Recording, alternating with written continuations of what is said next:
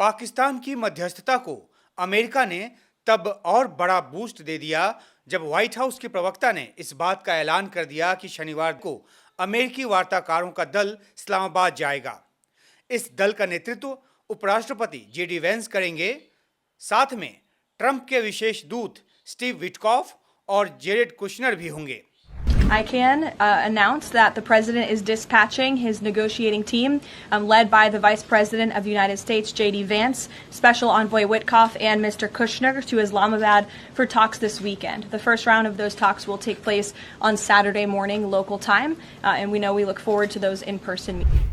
इस्लामाबाद दौरे में अगर अंतिम समय में कोई अड़चन नहीं आती है तो 2011 के बाद करीब 15 साल बाद पहली बार ऐसा हो रहा है कि अमेरिका के इस कद का नेता यानी कि उपराष्ट्रपति पाकिस्तान के दौरे पर होंगे। 2011 में उपराष्ट्रपति के तौर पर जो बाइडेन पाकिस्तान के सिविल और मिलिट्री लीडरशिप से मिलने के लिए बातचीत करने के लिए इस्लामाबाद के दौरे पर आए थे। वेंस का प्रस्तावित इस्लामाबाद दौरा अमेरिका ईरान शांति समझौते के लिहाज से तो अहम है ही, ट्रंप प्रशासन और पाकिस्तान के बीच की नज़दीकी के लिहाज से भी काफ़ी अहम है। ईरान की तरफ से मुख्य वार्ताकार के तौर पर ईरान की संसद के स्पीकर मोहम्मद बाकर गालिबाफ हैं। लेबनान को लेकर पेंच फंसा है। 15 दिनों के सीज फायर पर भी संकट मंडरा रहा है, लेकिन बातचीत की प्रक्रिया आगे बढ़ाने की कोशिश भी जारी है। इसमें पाकिस्तान अपनी तरफ से लगा हुआ है।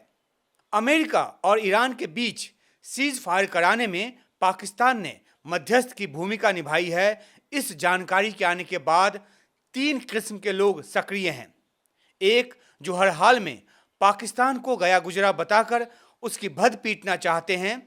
दूसरे वे जो गुण दोष पर आंकने की बजाय पाकिस्तान का भरपूर महिमा मंडन करते नजर आते हैं। और तीसरे किस्म के वे जो मेरे जैसे लोग हैं, जो आपको किसी भी मुद्दे पर दूध का दूध और पानी का पानी बताने की कोशिश करते हैं। इस मुद्दे पर भी मेरी कोशिश यही रहेगी। आपकी दिलचस्पी है तो आप ये पूरा वीडियो देखिए। अंत में नतीजा आप खुद तय कर लेंगे कि कहाँ क्या सही है, क्या गलत, और पाकिस्तान का कद बढ़ा है कि घटा है। नमस्कार, मैं हूं उमाशंकर सिंह और मेरे इस पॉइंट में आपका स्वागत है। सीज फायर में पाकिस्तान ने अहम भूमिका निभाई है, इसमें कोई दो राय नहीं है। बड़ा सवाल है कि आखिर क्यों पाकिस्तान ही ऐसा कर पाया। वो इसलिए क्योंकि वो हर पक्ष को सूट करता रहा है। इसे ऐसे समझिए कि युद्ध से ठीक पहले मध्यस्थ था ओमान। ओमान की मध्यस्थता में यह दावा किया गया कि ईरान और अमेरिका परमाणु डील के काफी करीब हैं। ईरान एनरिचमेंट और सनसेट क्लॉज तक छोड़ने को तैयार हो गया है। यह दावा भी ओमान के विदेश मंत्री की तरफ से किया गया। लेकिन इसके चंद घंटे बाद ही इजराइल और अमेरिका ने ईरान पर हमले शुरू कर दिए, यानी कि ओमान की मध्यस्थता ध्वस्त हो गई। बेशक अमेरिका और इजराइल की जिद की वजह से ही हुई हो। तो जब युद्ध शुरू हो गया और जब ईरान पर हमले के दौर जो हैं वो शुरू हो गए, तो ईरान ने जवाबी कार्रवाई में खाड़ी के उन देशों को निशाना बनाना शुरू कर दिया जहां अमेरिकी सैन्य अड्डे थे या अमेरिकी सैन्य अड्डे हैं। सऊदी अरब, यूएई, कतर, कुवैत, बहरीन, ये सभी देश युद्ध में पार्टी बन गए। जो देश युद्ध में पार्टी बन जाए वो मध्यस्थ नहीं बन सकते। इराक जैसे देश में मध्यस्थता जैसी ललक या लीडरशिप तो है ही नहीं। तुर्की की मध्यस्थता ईरान मान नहीं सकता, क्योंकि इसका एक सिंपल रीजन इस तरह से समझ लीजिए कि सीरिया जैसे देश में किस तरह से ईरान असद की सत्ता के साथ था और तुर्की कैसे असद की सत्ता के खिलाफ। गाजा जंग में भी तुर्की दोनों तरफ पानी मारने की कोशिश करता नजर आया, जो ईरान और उसके प्रॉक्सीज के हितों के खिलाफ था। यानी कि ईरान की रीजनल राइवलरी और विवाद सऊदी अरब जैसे देश से ही नहीं, तुर्की जैसे देश से भी रहा है, तो उनकी मध्यस्थता स्वीकारने का सवाल ही नहीं उठता। बचा इजिप्ट, तो उसने भी पर्दे के पीछे कुछ भूमिका निभाई, ये जानकारी भी सामने आई है। तो ऐसे देखें तो अधिकतर अरब मुस्लिम देश या तो मध्यस्थता की पात्रता नहीं रखते थे या फिर मध्यस्थता में दिलचस्पी नहीं रखते थे। तो फिर सवाल है कि पाकिस्तान ही क्यों? इस सवाल पर आने से पहले यह भी समझ लेते हैं कि यूरोप के देश क्यों नहीं। यूरोप के देशों की ट्रंप से दूरी की अपनी वजह हैं, चाहे टैरिफ हो या नेटो जैसे सैन्य संगठन को लेकर खींचतान। ट्रंप के कार्यकाल में अमेरिका के साथ यूरोप के देशों का जो लव एंड हेट रिलेशन है वो सामने आया है। वे ट्रंप की यूक्रेन नीति पर भी सवाल उठाते रहते हैं। ईरान रूस की दोस्ती की वजह से वे ईरान को भी नहीं पसंद करते हैं, जो यूक्रेन युद्ध में शायद ड्रोन समेत कई तौर पर रूस की मदद करता रहा है और करता नजर आ रहा है। तो यूरोपीय देशों की मध्यस्थता का कोई सवाल ही नहीं उठता, क्योंकि दोनों ही पक्षों को वो मंजूर नहीं होता और दोनों ही पक्षों से कुछ ना कुछ जो दूरी है यूरोप के देशों की वो नजर आई है। बात कर लेते हैं रूस और चीन जैसे देश की कि आखिर ये क्यों नहीं मध्यस्थ बने या बन सकते थे। तो ये बात तो समझ लीजिए कि रूस जो खुद यूक्रेन युद्ध में 4 साल से अधिक समय से उलझा हुआ है, वो कहाँ मध्यस्थता कर पाता। वो तो खुद अमेरिकी मध्यस्थता के ऊपर नीचे झूल रहा है। और जहाँ तक चीन की बात है तो वो जिस तरीके से पर्दे के पीछे चाहता था उस तरीके से पर्दे के पीछे उसने काम किया है। ईरान पर अपना असर दिखाया है, लेकिन पर्दे पर वह अपने जूनियर पार्टनर यानी कि पाकिस्तान को ही आगे किए रहा है। एक बड़ा सवाल है कि भारत क्यों नहीं मध्यस्थ बना, और इस पे बड़े सवाल उठ रहे हैं, बड़े विवाद, बड़े विचार दिए जा रहे हैं। एक बड़ा सवाल है कि भारत क्यों नहीं मध्यस्थ बना। इस बड़े सवाल पर आगे बात करेंगे। पहले बात पूरी कर लेते हैं कि पाकिस्तान ही क्यों मध्यस्थ बना। पाकिस्तान लगातार इस कोशिश में जुटा रहा। पाकिस्तान ने ईरान के साथ भी संबंध रखा और अमेरिका के साथ भी। पहले अगर ईरान की बात करें तो ईरान ने पाकिस्तान की मध्यस्थता इसलिए स्वीकार की क्योंकि उसे मौजूदा हालात में वो सबसे अधिक भरोसेमंद लगा।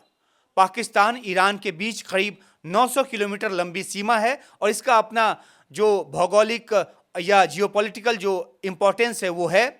पाकिस्तान इजराइल से कोई कूटनीतिक संबंध नहीं रखता है और पाकिस्तान के फील्ड मार्शल ट्रंप और बेंस से सीधे संपर्क में रहते हैं।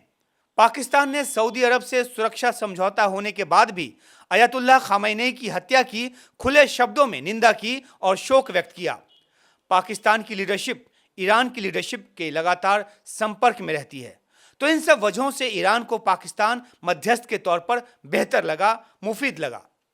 दूसरी तरफ पाकिस्तान अमेरिका को भी सूट करता है, क्योंकि ट्रंप पाकिस्तान के पीएम शहबाज शरीफ को जितना मानते हैं उतना तो मानते ही हैं, पाकिस्तान के फील्ड मार्शल से भी उनके अच्छे और करीबी संबंध हैं, वजह बिजनेस हो या crypto currency.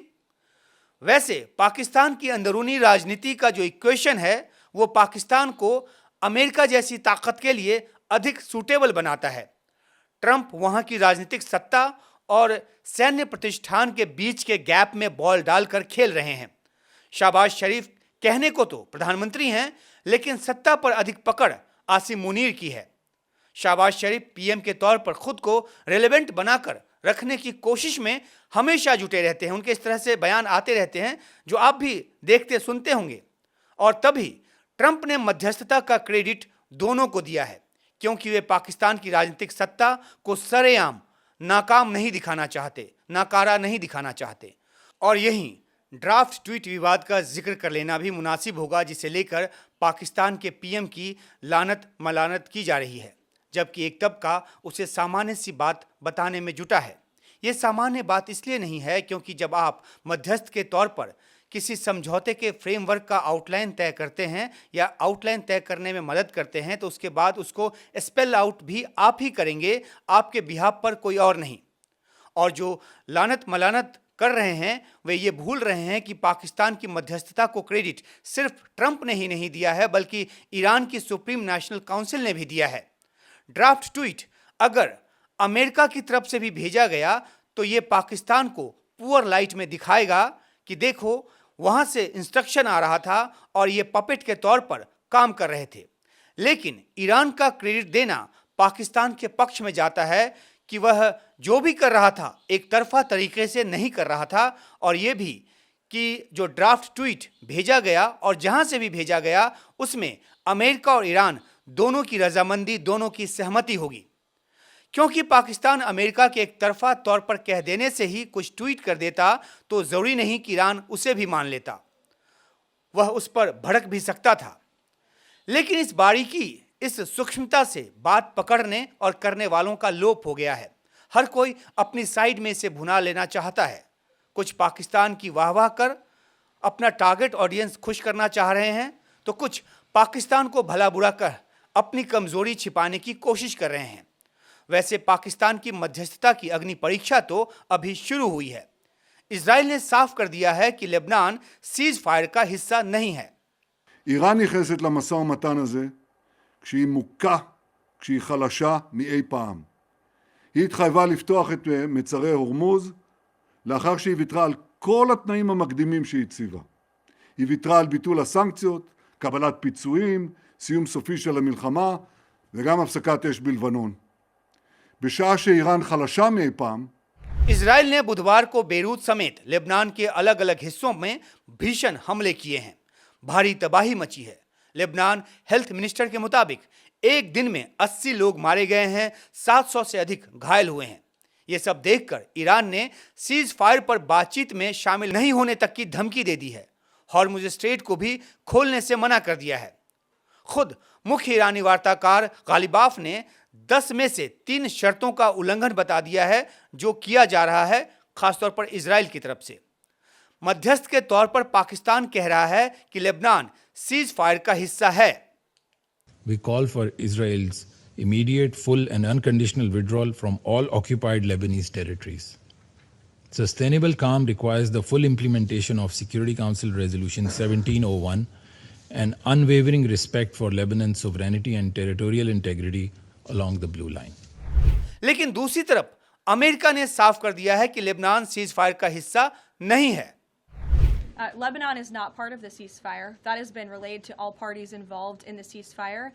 As you know, Prime Minister Netanyahu put out a statement last night in support of the ceasefire, in support of the United States' efforts, and he's also assured the president they'll continue to be a helpful partner throughout the course of the next 2 weeks.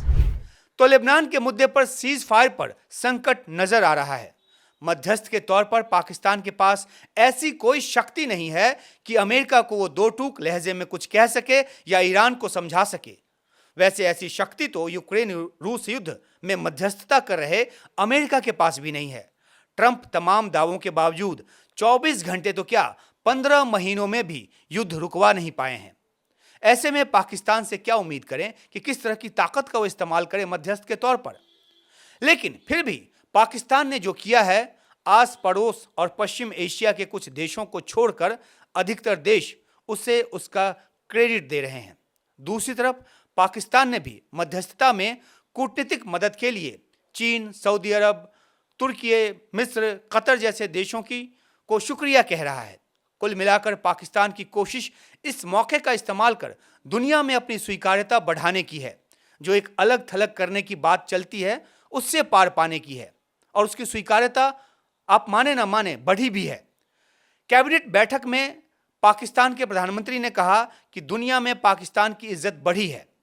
From Karachi to Peshawar, जिसे दुनिया इज्जत और तकरीम की निगाह से देख रही है, तो ये इज्जत जो दी है ये किसी एक फर्द या हुकूमत की नहीं, ये पूरी कौम की है।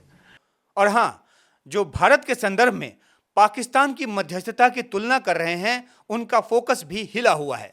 भारत की नीति कभी भी एक्टिव मीडिएशन की रही ही नहीं है, बशर्ते अगर इतिहास में यूएन फ्रेमवर्क के तहत ऐसी कोई चीज हुई हो जिसमें भारत जो है वो मध्यस्थ की भूमिका में नजर आया हो। हां, भारत में कोई भी सरकार हो, उसकी सैद्धांतिक स्थिति यही रही है कि किसी भी विवाद का समाधान डायलॉग और डिप्लोमेसी के जरिए हो। मोदी सरकार ने उसमें कुछ नए शब्द जोड़ दिए हैं। युद्ध के मैदान से समाधान नहीं निकला करता या युद्ध का काल नहीं है, इस तरह के शब्द। वैसे अगर मध्यस्थता नहीं कर पाने के मुद्दे पर मोदी सरकार को घेरा जा रहा है तो उसके लिए मोदी सरकार के वे समर्थक ही जिम्मेदार हैं जो जहां नहीं भी करनी चाहिए वहां भी मोदी सरकार को क्रेडिट देने की कोशिश करते हैं, कई बार फर्जीवाड़े की हद तक कि 6 घंटे में युद्ध रुकवा दिया या पापा ने वॉर रुकवा दी, ऐसा कोई जुमला देकर। तो उम्मीद है कि मेरा ये पॉइंट आपको पसंद आया होगा, और अगर आया हो तो लाइक कीजिएगा और कमेंट कीजिएगा। कुछ अपनी बात रखनी हो तो वो भी रखिएगा। देश में लोकतंत्र अभी बरकरार है, सबको अपनी बात और अपना नजरिया रखने का हक है। तथ्य और तर्कों पर बात हो तो बेहतर है, एजेंडा और भावनाओं का दोहन तो चलता ही रहेगा। सबकी अपनी निष्ठा है और सबके अपने अपने सत्य हैं। फिलहाल नमस्कार।